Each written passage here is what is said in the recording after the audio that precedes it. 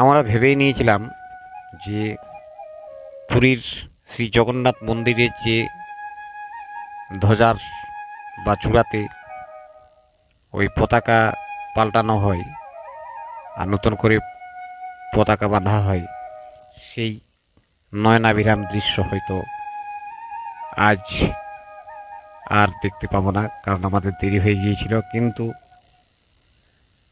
জগন্নাথের আশীর্বাদে আমরা কিন্তু সেই দৃশ্য দেখতে পেলাম।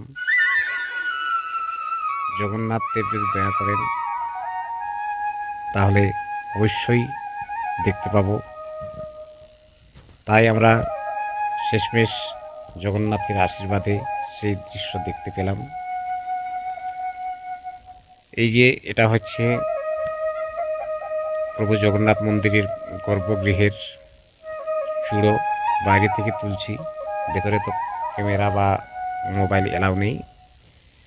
বাইরে থেকে জুম করে যতটুকু দেখানোর চেষ্টা করছি। সম্পূর্ণটা ঠিকমতো আসছে না, তবুও দেখানোর চেষ্টা করছি। এখানে দুইজন সেবায়িত উঠে গেলেন এবং সেখানে সেই আগের দিনের ধ্বজাগুলো নামিয়ে দিলেন এবং নতুন করে পতাকা সেখানে বেঁধে দিলেন দেখলাম। এই নিয়ম সেই আদিকাল থেকে চলে আসছে এবং প্রতিদিন এই নিয়ম চলে। এই নিয়মের কোনো ব্যতিক্রম হয় না। শীত, রোদ, গ্রীষ্ম, বর্ষা 12 মাস এই নিয়ম চলতে থাকে। এই জগন্নাথ মন্দিরের যে ইতিহাস, সেই ইতিহাস এই ছোটোখাটো ভিডিওতে বলা অসম্ভব, তবুও যথাসম্ভব বলার চেষ্টা করছি। যদু বংশের নিধনের পর জরার হাতে শ্রীকৃষ্ণ দেহত্যাগ করেন। শ্রীকৃষ্ণ ভগবান যখন দেহত্যাগ করেন তখন পঞ্চপাণ্ডবরা শ্রীকৃষ্ণের দেহটিকে দাহ করেন, কিন্তু শ্রীকৃষ্ণের আত্মা পড়েনি। সেই শ্রীকৃষ্ণের আত্মা দারু ব্রহ্মরূপে ভেসে এসেছিল এই পুরীর সমুদ্র তটে এবং তৎকালীন পুরীর রাজা ইন্দ্রদুম্নকে স্বপ্নাদেশ দিয়েছিল যে ওই দারু ব্রহ্ম দিয়ে তার মূর্তি তৈরি করে প্রতিষ্ঠা করতে।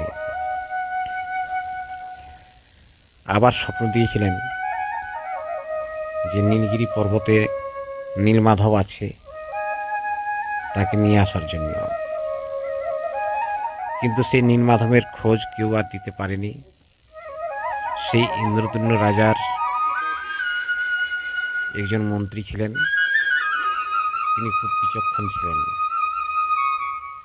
সেই মন্ত্রী নীলমাধবের খোঁজে সমগ্র কলিঙ্গ রাজ্য পরিভ্রমণ করেন এবং অবশেষে এক শবর বাড়িতে গিয়ে আশ্রয় নেন। এক শবর কন্যার প্রেমে পড়ে সেই মন্ত্রী শবর কন্যাকে বিয়ে করেন এবং শবর বাড়িতেই থাকতে শুরু করেন। তিনি দেখেন তার শ্বশুরমশাই প্রতিদিন জঙ্গলের দিকে যান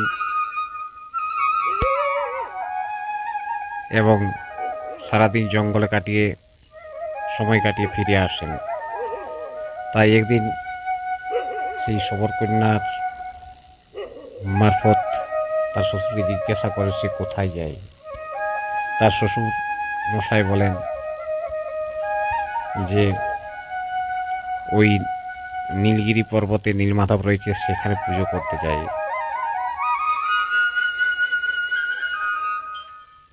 সেই মন্ত্রীমশাই তখন তার শ্বশুরমশাইকে সেই নীলমাধব দর্শনের জন্য অনুরোধ করেন, কিন্তু সেই বৃদ্ধ শবরটাকে সেখানে নিয়ে যেতে অস্বীকার করেন।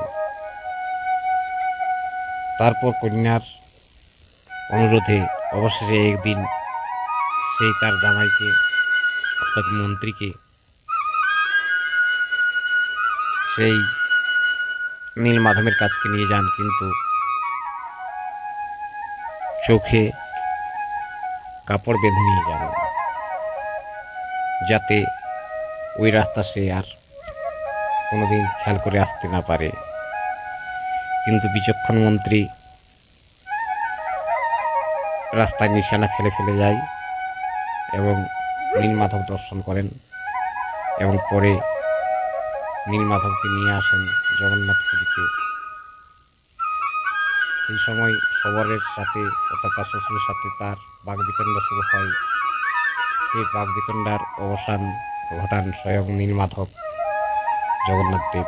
উনি বলেন, তোমার হাতে আমি এতদিন পুজো অর্চনা নিয়েছি, এরপর আমি রাজার হাতে পুজো অর্চনা নেব। তুমি আমার মন্দিরের চূড়ায় যে পতাকা আছে সেই পতাকা বাঁধবে, তুমিও একজন সেবায়িত হয়ে রইবে। তাই এখনো পর্যন্ত সেই শবর বংশের উত্তরাধিকারীগণ এই চূড়াতে ধ্বজা বাঁধার কাজ করে। সেই দৃশ্য আজ দেখলাম। ভিডিওটা এখানে শেষ করছি।